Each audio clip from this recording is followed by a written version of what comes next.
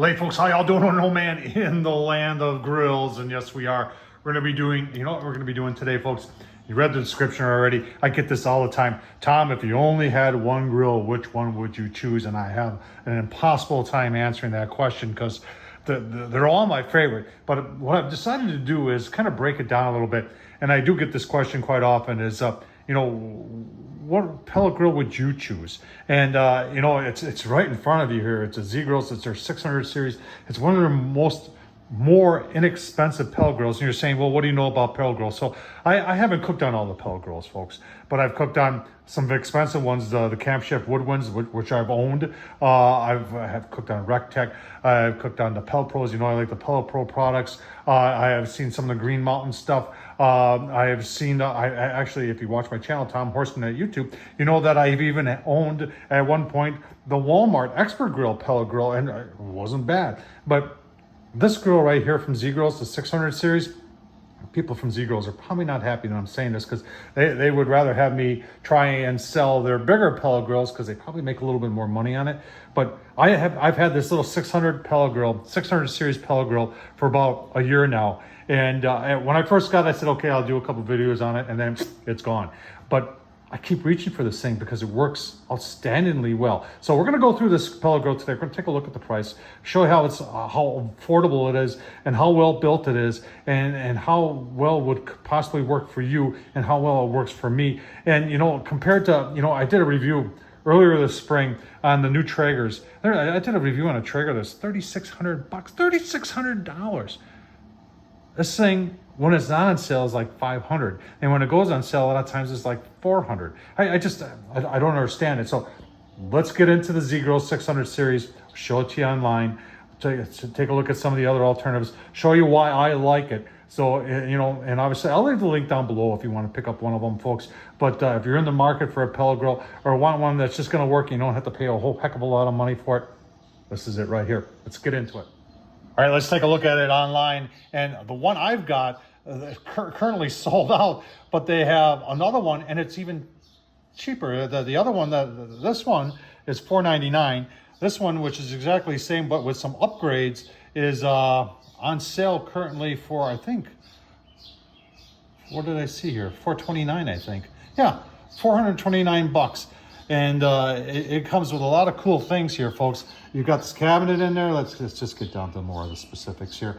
You know, it talks about the PID. Look at that cabinet down there. You got the tool hooks. You got the swivel wheels, all for $429. Here's your dimensions. 21. You talk about the top width, the height, the length. Let's talk about the hopper size, because a lot of people want to know about the hopper size, because here we go. It's 8 pounds of hoppers, of pellets fits in there. A lot of people are going to say, Tom, you know, that's a little light. And I would agree. However, I've never run out of pellets with this. And you're saying, well, what if you're doing an all-night cook? If you're doing an all-night cook, it's going to be low and slow. This thing gets down to 180. A lot of times I'm at 225, and I've had no problem getting easily 6 hours out of this. And if I'm doing an all-nighter, I can't sleep anyway. I'm up every couple hours checking it anyway, so I don't think that's much of an issue. And you can see it's nice and easy to move around at right around 100 pounds. That's packing weight, so it's probably a little bit less than that. Let's continue on. 81 pounds. 3 years warranty. Holy cow. Yeah, let's continue on. So the first thing I want you to look at is the hood and how it's made. A lot of hoods are made with just a single piece of metal that's bent, and it ends up being a little weeble wobble-ish. But this one has tubing, square tubing, that runs the entire inside, which makes this hood, I mean, you cannot flex that.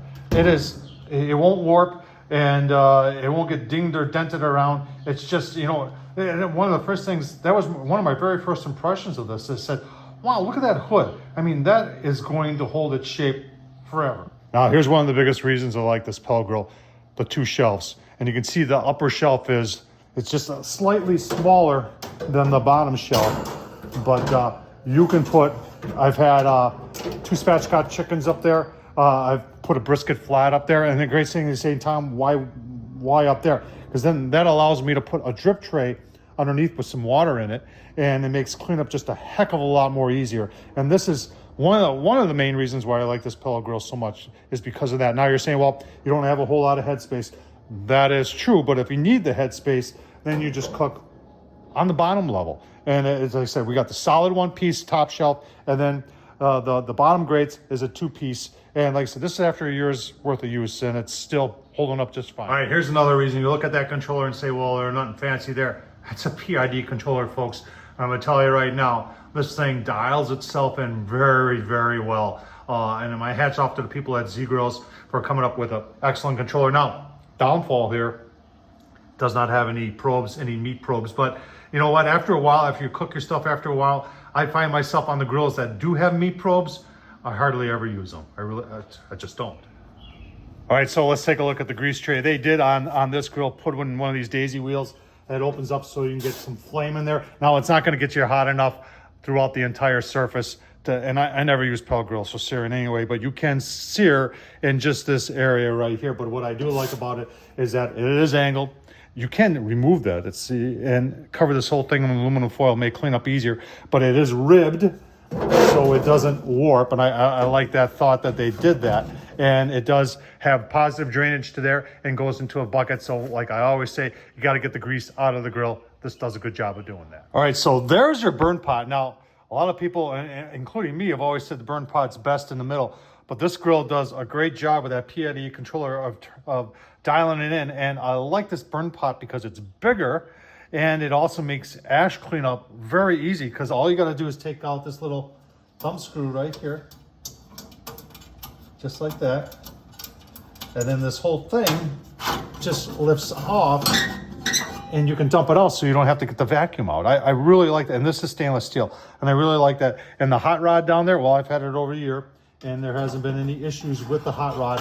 And it starts very nice. And this thing, like I said, dials itself in real nice. I like that design. I didn't think I was going to, but I've grown to love that design. All right, again, asking where the grease goes. You can see we got a pre-sloped channel there that takes it down to that hole. And then there's your bucket right there. Once again, you want to get your grease out of your pellet grills. Z Grills understands that. I think they do a great job at it. Also, in my opinion, pellet grill should have a chimney. It's just these vents in the back, and I've done modifications to other pellet grills in the past. Actually, Rectech was one of them, where I blocked off the vents and put a chimney on. I thought it worked better. In fact, I thought it looked cooler too. You know, there's things that they didn't cheap out on, and that's the hinges. Hinges are an important thing. These are good hinges. There's nothing really, once it's together, I've had to do 0 adjustments after a year on it. It just works. All right, you can see we've got a shelf over the pellet hopper, and you got a shelf on the side with some tool hooks, a bottle opener there. You could easily mount, and Tom Horseman on YouTube does this all the time, where I build front shelves to put on stuff, but I haven't really had a need to on this. And in fact, I like the portability of this, and its weight is really easy to move around. If you have something where you're storing it in the garage or in a shed, you just bring it out to use. This would be the perfect pellet grill for you. All right, folks, there it is. That's why I like this pellet. It's not the most expensive pellet grill out there, but if you watch my channel, you know that I cook on this a lot. You know, it's the dependability of it, the versatility of it, the price. There's just a lot of good things going on with this grill. And if you're looking for an inexpensive pellet grill, or you don't want to spend like $3,600 on a Traeger, folks, I'll tell you what, it's not the largest one out there. It's not the smallest one out there. In my opinion, it's just right. Tom Horseman at YouTube, thumbs up. Hey, what's your favorite pellet grill? Let me know down in the comments below. Thanks for watching, folks.